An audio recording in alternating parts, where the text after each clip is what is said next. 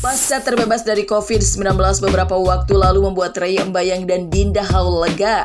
Pasalnya, keduanya sedang mempersiapkan kehadiran sang calon buah hati yang kini sudah memasuki usia kandungan lebih dari 7 bulan. Lantas, apa saja yang sudah dipersiapkan Ray dan Dinda? Sementara itu berbeda dengan Ray dan Dinda yang kerap menunjukkan keromantisannya di hadapan publik, Ferry Ardiansah justru mengaku jarang bersikap romantis selama 11 tahun pernikahannya. Namun berbanding terbalik dengan Ferry, sang istri justru merupakan sosok yang sangat romantis bagi Ferry. Dan seperti apa kisah romantisme pernikahan Ferry dan Tasya?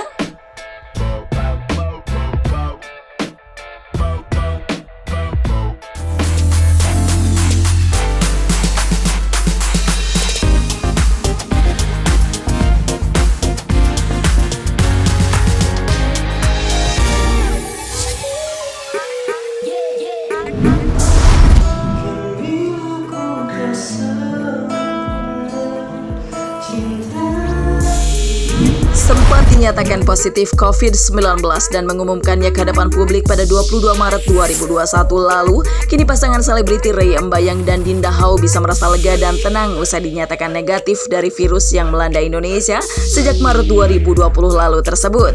Pasalnya, seperti yang diketahui, Dinda sedang mengandung anak pertamanya dengan Ray yang kini tengah memasuki usia 7 bulan. Meski sempat khawatir dengan kondisi kesehatan Dinda yang bisa mempengaruhi sang calon bayi, namun beruntungnya saat dinyatakan positif, Dinda tak memiliki gejala yang biasa dirasakan penderita COVID-19.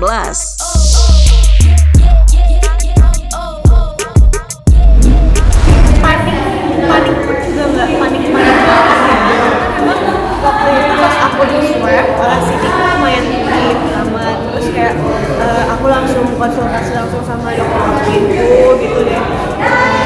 Beliau jawabnya juga selalu menenangkan dan untungnya aku nggak sendirian gitu, ada Ray juga, jadi kita tetap aja berdua ya saling Cuma mungkin ada sedikit worry-nya karena dia hamil kan.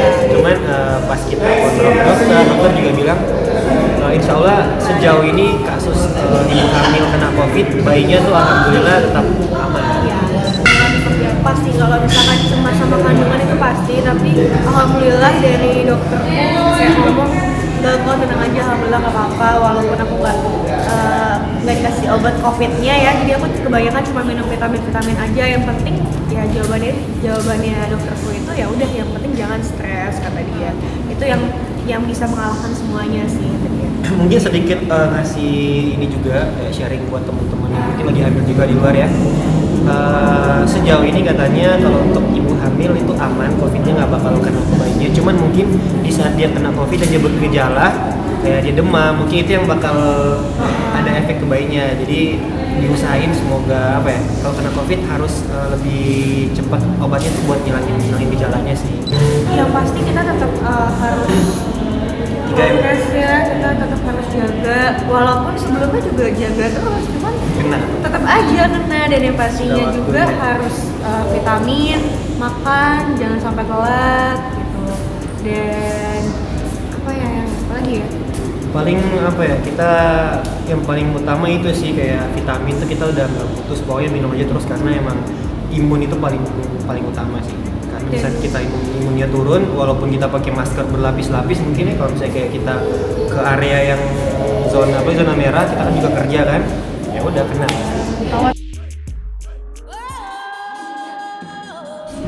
Dengan kondisinya yang kini telah terbebas dari COVID-19, Dinda masih belum berpikir untuk mengurangi aktivitasnya di luar rumah.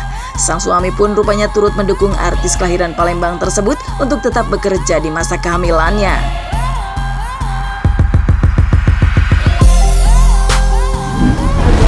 Mungkin pas udah masuk ke bulan ke-9 kali ya, itu kayaknya aku mungkin akan mengurangi lagi kerjaan, makin mengurangi lagi, soalnya takutnya kan yang ditakuti itu adalah ketika pas mau lahiran terus kena COVID, bayinya lahir akhirnya dipisahin kan ibu sama bayinya, itu yang paling aku takutin banget. Jadi aku mungkin akan jaga jarak sama banyak orang juga gitu, dan gak gitu banyak ambil kerjaan juga gitu.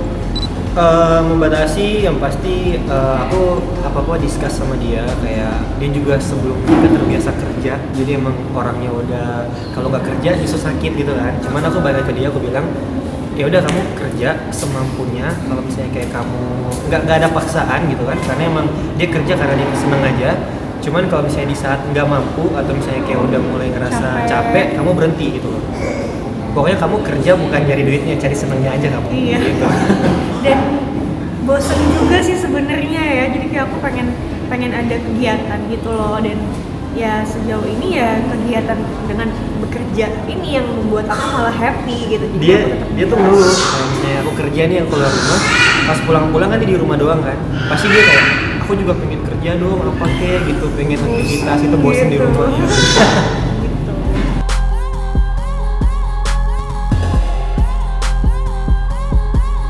Perasaan antusias menjadi orang tua yang sesungguhnya dalam hitungan waktu 2 bulan lagi membuat Ray dan Dinda bersemangat mempersiapkan segala keperluan sang bayi hingga membuat keduanya ditegur dan diingatkan oleh sang ibunda.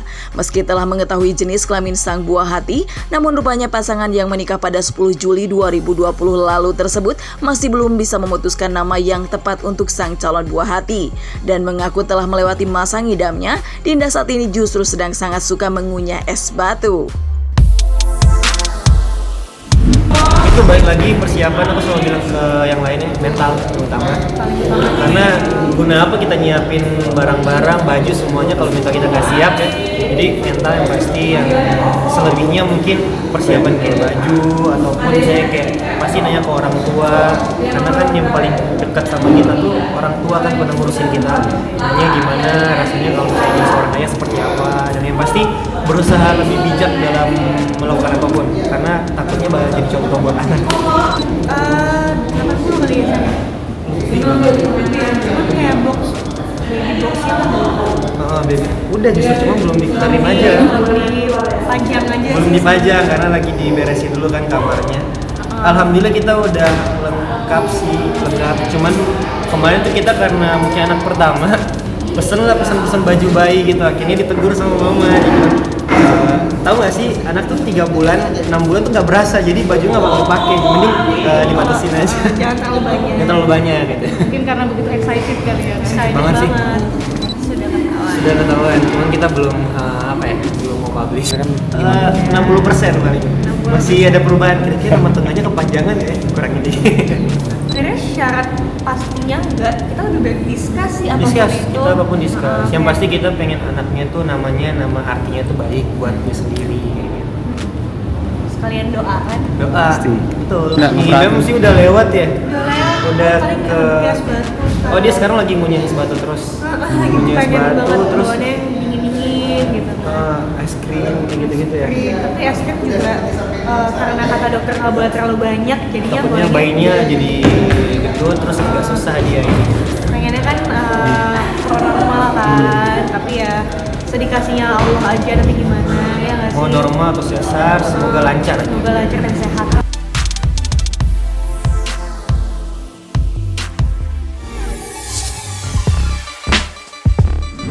Sejak menikah pada 11 April 2010 lalu, Ferry Ardiansyah mengaku sangat jarang romantis kepada sang istri, Tasya Nur Medina. Meski begitu, sang istri mengaku sangat beruntung menjadi istri dari seorang Ferry Ardiansyah. Pasalnya, sejak menikah Ferry melarang sang istri untuk memasak, serta bisa merasakan keromantisan sang suami yang tak pernah ditunjukkannya di depan publik.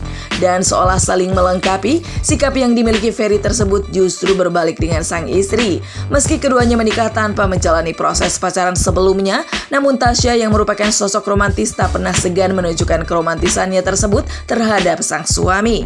Apalagi kini Tasya merupakan pecinta drama Korea yang membuatnya semakin menunjukkan keromantisannya bak para pelakon drama Korea tersebut. Ya kalau dibilang romantis sih sebenarnya aku adalah sosok yang bisa dikatakan jauh dan kata romantis. Gara-gara dia nih saya jadi romantis. Jadi iya gara-gara dia, jadi dia selalu ngasih perhatian yang lebih apa segala macam. Ya mau nggak mau kan terbiasa hal itu aku terima ya. Dan aku melihat di situ bentuk ketulusan hati istri itu luar biasa. Bahkan dulu aku sempat agak sedikit agak sedikit nggak pantas lah keluar kata-kata, karena kita kan ta'aruf ya, kita nikah itu bukan, kita tuh nggak ada masa pacaran tuh nggak ada. Jadi kita benar-benar pas ditanya kenapa mau menikahi Tasya, aku jawab waktu itu tanya sama Pak Din Samsudin, saya mau nikah sama Tasya karena saya mau ibadah bareng dia. Jadi saya harus komitmen sama apa yang saya ucapkan gitu loh. Jadi walaupun saya jauh dari kata romantis, perhatian dia tuh luar biasa gitu loh. Perhatian luar biasa dia kasih. Nah terus di situ gue juga berpikir gitu kan, kalau gue sekarang kan udah miliknya dia nih. Jadi gue boleh dong kalau gue mau explore sisi lain gue yang orang lain nggak tahu dan dia sendiri nggak tahu gitu loh. Yaitu keluar dari zona gue gitu loh, dalam artian yang nggak romantis bisa nggak? Nah, tapi cara aku romantisnya berbeda. Mungkin bukan caranya ngasih bunga apa gitu, bisa dihitung sama jana. Tapi buat aku kalau abang tuh aku emang romantisnya keterlaluan ya kalau aku ya. Brutal nih. Brutal, aku romantis banget.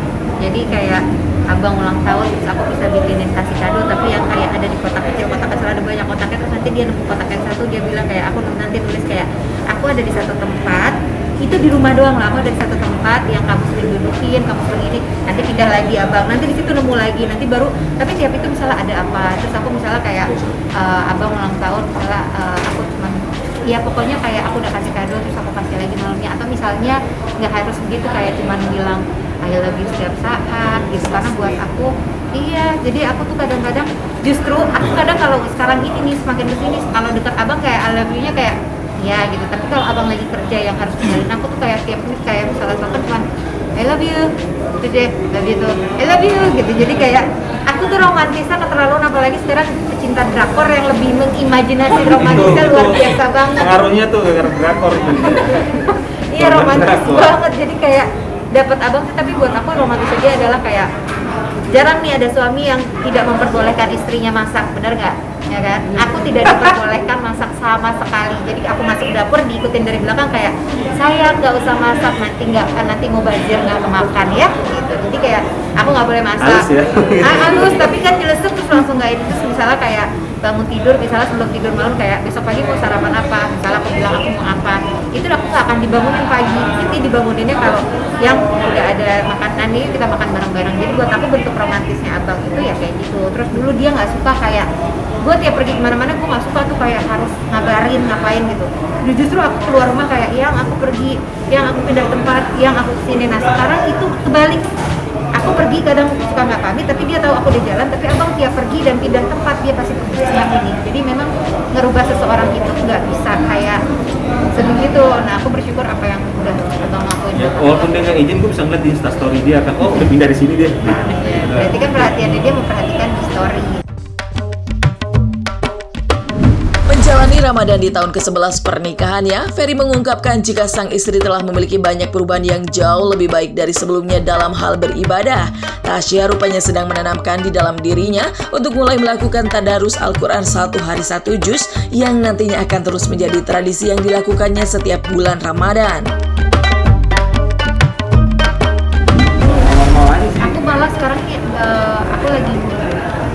aku lagi jalanin ya bukan ritual sih sebenarnya, aku lagi gini nih, kalau aku pengennya abang juga kayak aku lagi menekankan dalam diri aku selama bulan puasa ini aku bisa 1 hari 1 juz gitu.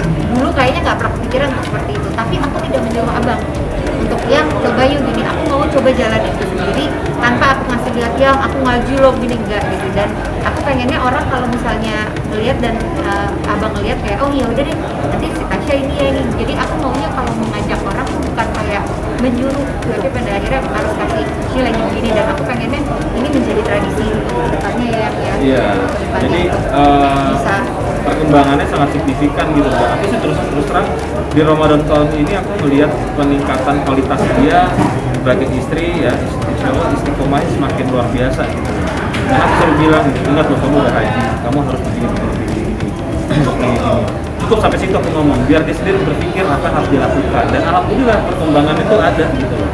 Jadi aku bukan tipe juga yang harus otoriter, harus begini ya, harus begini. Yang penting gue begini. Sholat gue jangan tinggalin. Udah itu doang. Sholat jangan tinggalin. aku kadang kalau ngeliat dia kayak ngeliat papa aku, jangan gini, iya maaf gitu. Jadi aku nganggep dia kayak sosok suami iya, sosok kakak iya, sosok papa iya, yang enggak cocok pakai ya. Tapi pokoknya intinya dia jadi sahabat di Allah. Sejalan dengan yang dilakukan Ferry dan Tasya, putra semata wayang dari keduanya Kivi Bazli Ardiansyah yang kini sudah berusia 10 tahun semakin mantap menjalani ibadah di bulan Ramadan. Kivi yang sejak usia 4 tahun sudah diajarkan berpuasa, kini sudah terbiasa untuk berpuasa 1 hari penuh. Bahkan Kivi tak ingin tertinggal untuk mengerjakan sholat tarawih. Dia udah Masya Allah, dia Dari umur 4 tahun ya. 3 tahun udah puasa. Dia udah belajar 3 tahun udah puasa, puasa. tapi masih belajar ya. Tapi kalau Puasa sekarang full itu 1 hari itu dari usia 5 tahun. iya udah full dan Udah full. sekarang Dan nggak pernah bolong sampai detik ini. sekarang ini aku yang Masya Allahnya ya, dia tidak pernah ninggalin namanya terawih. Kadang-kadang aku aja masih suka banget kayak kalau capek aja, bang kalau udah capek nggak usah, nggak apa-apa, yang penting kan intinya sholat isya gitu. Enggak bunda, ini cuma 1 tahun sekali, aku nggak boleh ninggalin. Jadi buat aku kayak mentalnya dia lebih luar biasa, jadi dia tidak pernah meninggalkan sholat terawih atau sholat intinya sama Yang sunnah-sunnahnya justru dijalanin sama dia. Bahkan dia antusias banget untuk pesantren kilat ya. Ya udah kita Pulang-pulang berangkat tepat. ya di pesantren kilat itu kan. Bahkan siklusnya kan berubah nih. Yang biasanya dia bisa sekolah online, habis itu dia bisa istirahat, dia bisa itu. Pesantren kilat kan digas terus nih untuk baca Terus abang masih mau Quran. lagi pesantren kilat? Nanti aku pikir-pikir dulu. Ya, Ada. Justru aku kasih rewardnya itu, jadi aku mau lihat dulu nih, dia mau mengerjakan sesuatu karena reward atau misalnya enggak. Ternyata dari awal sebelum reward itu dia udah bilang kayak, aku nggak mau ninggalin sholat, aku nggak mau ninggalin terawih karena ini setahun sekali dan aku nggak mau ninggalin puasa. Oke, terus tiba-tiba baru nih setelah dia udah ngomong gitu, kita bilang nanti ya Dedi, kalau misalnya kita bisa full semuanya kita kasih sekian gitu kan. Bener bunda, iya, oke gitu. Jadi sebenarnya dia melakukan itu bukan karena reward ya. Bukan. Bukan karena Walaupun reward. ujung-ujungnya asik bisa top up game. Iya, bisa Agak top kesel up. sih dengarnya. Nanti dapat sekian, aku top up sekian. Oh gede banget ya, itu kan uang hak aku. Oke. Jadi kayak pokoknya anaknya ya 10 tahun. 10 tahun.